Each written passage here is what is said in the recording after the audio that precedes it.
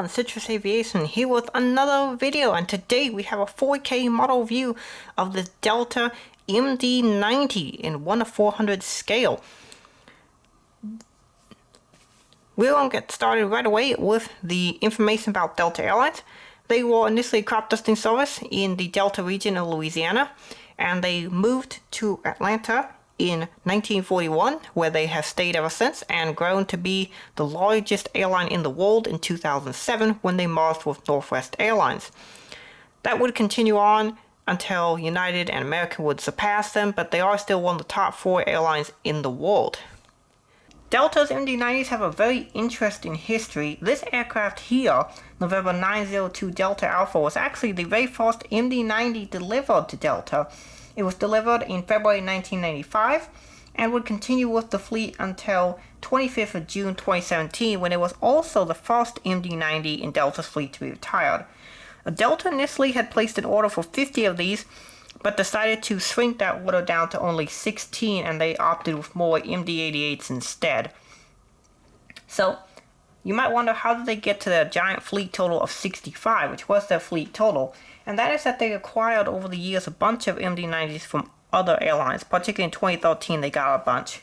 So, they bought the fleet of Hello Air, who had 3 of them, and those on November 917 to 919.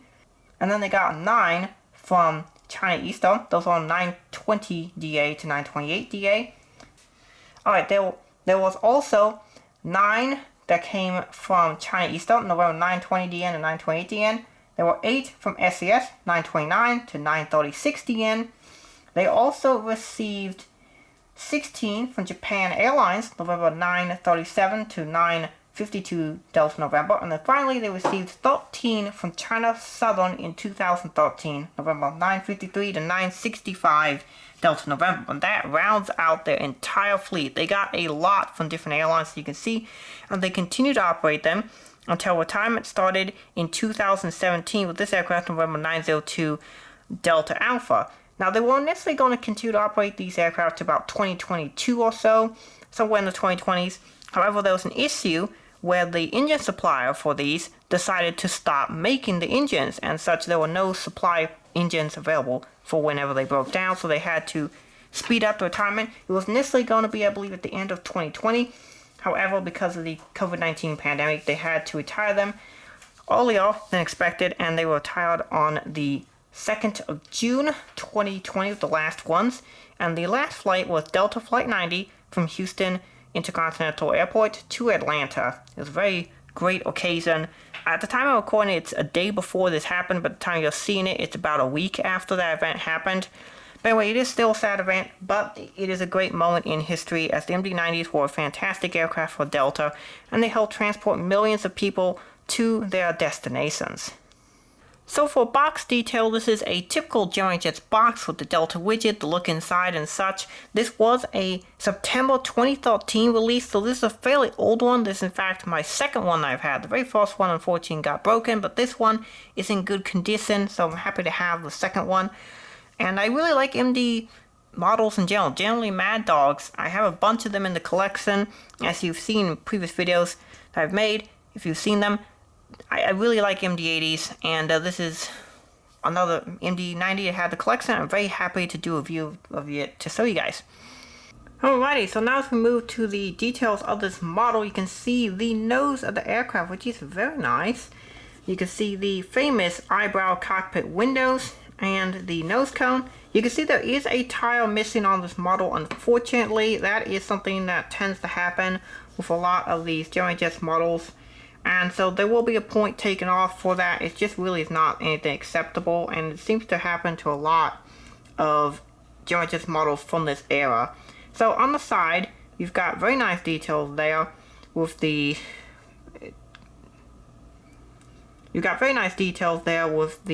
radar nose and the famous eyebrow windows there. And we've got this little thing here. I'm not exactly sure what this thing is, but this thing that sticks out. And then we have the main L1 door with the SkyTeam logo, the Delta titles, the first class cabin. There is actually a landing light or taxi light right here. as interesting enough, the main landing light is on the outboard part of the wing, and then the taxi light is here on the fuselage. Some other aircraft have this as well, such as the ERJ-145s. We can move into the midsection aircraft. We can see the escape doors. You can see a little bit of paint bleed here. This is something that is very difficult to get blue paint to not paint bleed, and you can see it's happened to this model. It seems to be a thing that Gemini Jets has an issue with. Often blue paint seems to bleed for them. Going down the wing, we have the lovely red navigation light. Very nice there, and very nice wingtip. Very nice. Alright, so moving here to the back of the model, we have the registration and the American flag, as Delta Airlines is an official flag carrier of the United States of America. And then we have the engines. These engines are IAE V2525D5 engines, and if that engine name sounds familiar to you, that is because these are also a modified version of the same engines found on the A320s. These engines, the V2500s, are normally found on the A320s, can be found on old US Airways A320s, as well as some other airlines opted for them. Alright, so moving back to the model, we have the back of the APU housing where the exhaust port for them is, because there is a loading stair where there would normally be the back of the APU exhaust. We also have the lovely Delta tail with the parcel registration near the top here, and it's also one of the few narrow-body aircraft that has the horizontal stabilizers on top of the vertical stabilizer. Not very normal that you see that on a wide body. Not very normal that you see that on a narrow body aircraft, but it is still an interesting feature. Now we are back here to the APU housing detail, which is quite nice, and I also really like the fact that they put some detail inside the back of the engines as well. It's quite nice. So if we move over back to the other side, let me raise that up a little bit so you get a better view. And let's bring the model back into focus. Alright, we're now on the starboard side where there's actually a wheel here. The detail is much the same, except you have two cargo container doors over here. And then you can see coming down, there is the winglet with the green navigation light. There is another cargo container door there, the engines. And then we also have the vertical stabilizer detail, which is quite nice. Alright, so now moving on to topside details, we have the cockpit windows, the L and R1 door, which are correctly proportioned and sized, the Delta titles. You can see some antenna detail painted on, but there is none that actually sticks out as actual antenna pieces. Here we have the beacon light detail and the older wing detail, which is really amazing, particularly for a 2013 model. This kind of set the standard for Gemini Jets wing details moving forward. You can see a SATCOM box, as Delta is one of the few airlines that offered SATCOM on their models. On their flights. You can see the detail where there are some seats behind the front of the engine. Those are not necessarily the seats you want if you're an aviation enthusiast. You can also see the rear emergency door pretty clearly there, which is only on one side. The engines, you can see the APU housing inlet, which is right there. And then the horizontal stabilizers. Alright, so now moving to the underside detail. There is that missing wheel, but other than that, the detail under here is really nice. The 2013 Mad Dog molds for Gemini Jets still hold up to this day. You can see Stanhold, Gemini Jets logo. This is not a Delta belly aircraft, as that did not exist at the time. You can see the underside detail, which is quite nice. That's good even by today's standard. And then you can see the underside of the engine detail, as well as the escape hatch or lower door down here that is often used for loading in catering food and other items right there.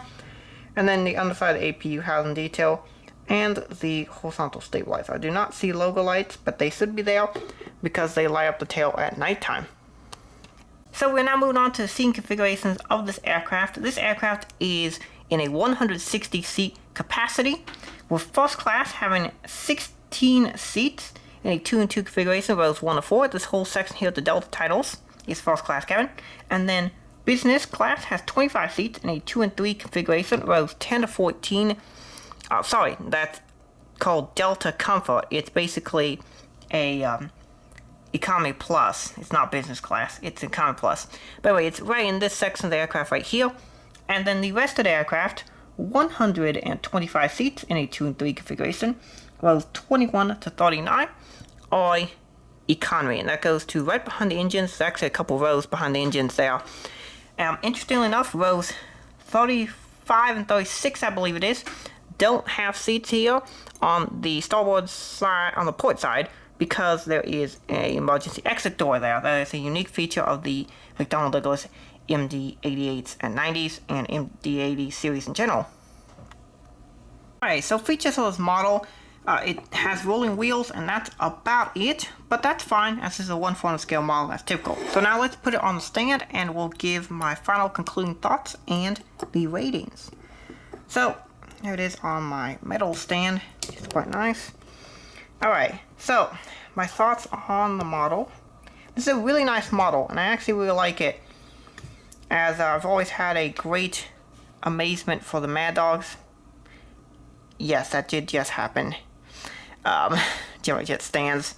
But it's a quite nice model, and I really like the Mad Dogs. And Gemini Jets did a really good job with this 2013 mold. This model also wants to be spinning on me randomly too, so that might happen. But anyway, I really do like the MD-80s.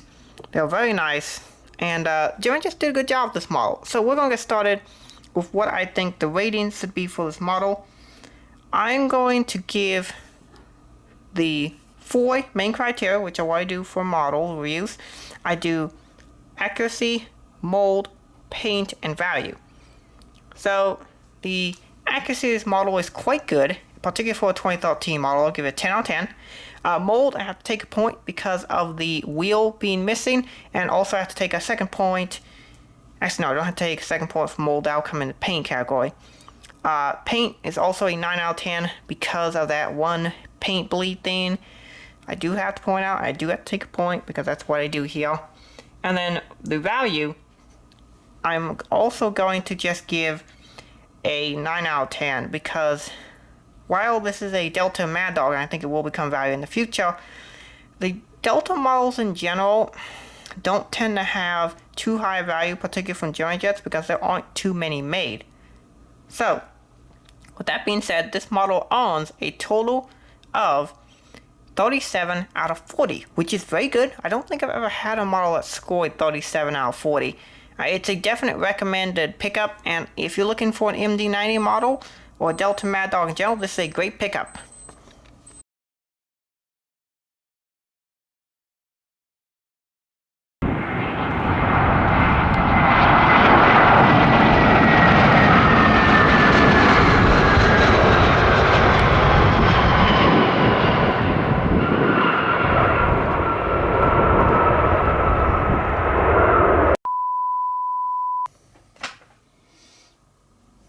It's 929-2018, but there's a 1960H now, which is just a tad. Alright, so now we're moving on to the seating configuration of this aircraft.